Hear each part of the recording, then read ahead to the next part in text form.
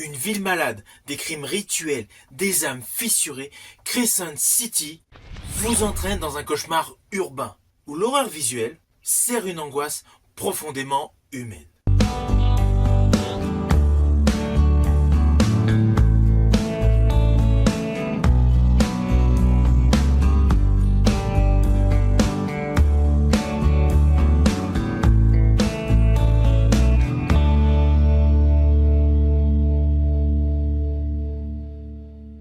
Hello, c'est HR, votre chroniqueur. Alors aujourd'hui, je vais vous parler de Crescent City, un thriller disponible sur Prime Video.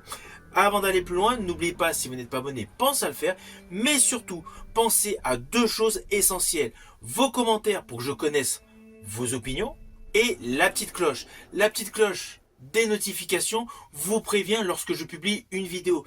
Et vous, lorsque vous observez une de mes vidéos, cela permet tout simplement à ma chaîne d'exister. Let's go!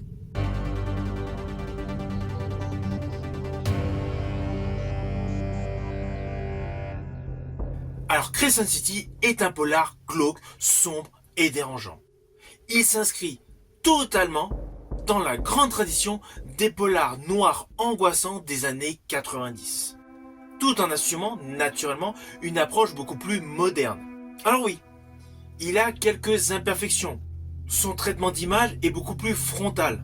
La mise en scène est beaucoup plus télévisuelle. Mais pourtant, malgré ses limites formelles, le film parvient à captiver durablement. Et cela essentiellement grâce à l'atmosphère poisseuse. Une violence marquante et surtout des personnages bien plus complexes que ce qu'il paraît. Et d'ailleurs, dès les premières minutes, Crescent City annonce la couleur. Je vous le dis tout de suite, le spectateur ne sera pas du tout ménagé. Le film ose des images dures et parfois complètement trash, notamment par le biais de corps mutilés. La mise en scène présente des scènes macabres avec des têtes de poupées posées à côté des victimes. Ce qui nous annonce immédiatement l'axe central de ce film, il s'agit d'un serial killer. Alors toute la logique narrative de ce film présente un mal radical. Il y a une certaine violence graphique qui devient un véritable outil de narration.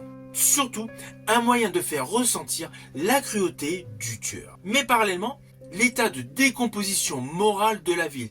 Car en fait, toute la ville présente des axes ténébreux. La majorité des plans séquences nous présentant la ville nous donne l'impression d'être dans un labyrinthe. On ressent de l'humidité et un côté étouffant, d'où l'ambiance claustro. À cela s'ajoute une colorimétrie très dark, avec une lumière très froide, ce qui renforce implicitement l'inconfort permanent. Même lorsqu'il y a des dialogues basiques, on ressent une tension sourde. À cela s'ajoute une iconographie inquiétante, des personnages masqués, des looks étranges, voire irréels, associés à des voitures, à des rituels inquiétants. Ce qui donne un véritable parfum de cauchemar éveillé. Alors oui, lorsque je dis irréel, c'est qu'il y a plusieurs faux semblants. Vous allez le comprendre au fil du déroulé de l'histoire. Il y a des choses que nous voyons, mais en fait, il y a tout un travail sur une mauvaise perception des éléments.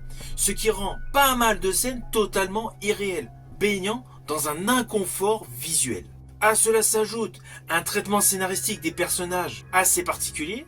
Je pense principalement au duo de flics qui mène l'enquête. Je peux vous affirmer que dans ce film, on est loin du policier héroïque qu'on a l'habitude de découvrir dans des thrillers. Nous avons un homme fissuré, père de famille en apparence solide, mais complètement brisé.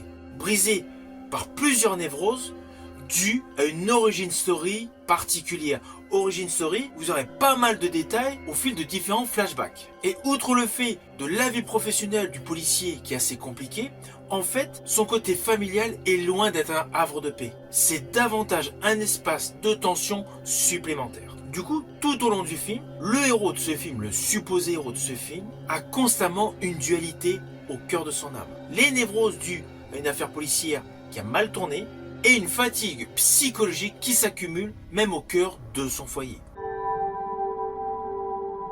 À cette histoire bien conçue, à une réalisation plutôt classique, elle est pas mal, mais ce n'est pas digne d'un grand thriller de ce type pour le cinéma. On est plus sur un téléfilm haut de gamme. On est très loin d'une réalisation à la David Fincher pour Seven.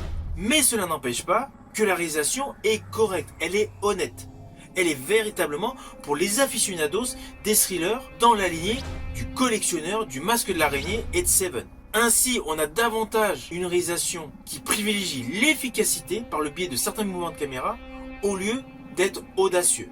Mais cela permet au film de rester lisible et implicitement de se concentrer sur les personnages principaux de ce film. Alors oui, ce n'est pas un méga super thriller, c'est évident. Il y a eu pléthore de thrillers haut de gamme bien au-dessus de celui-ci. Mais cela n'empêche pas que ce film Crescent City a une histoire qui tient la route et qui a des twists totalement logiques et qu'in fine, il n'y a rien de prévisible dans le scénario. J'en ai vu des films, beaucoup, c'est clair, dans tous les registres. Alors oui, il y a quelques petits éléments que j'ai vu venir, mais le final pas du tout. Du coup, il y a une véritable surprise. On ressent qu'il y a un côté ambigu au cœur de certains personnages au fil du déroulé de l'histoire, mais le final n'est pas du tout prévisible. Ce qui, selon moi, m'a permis tout simplement de passer un bon moment.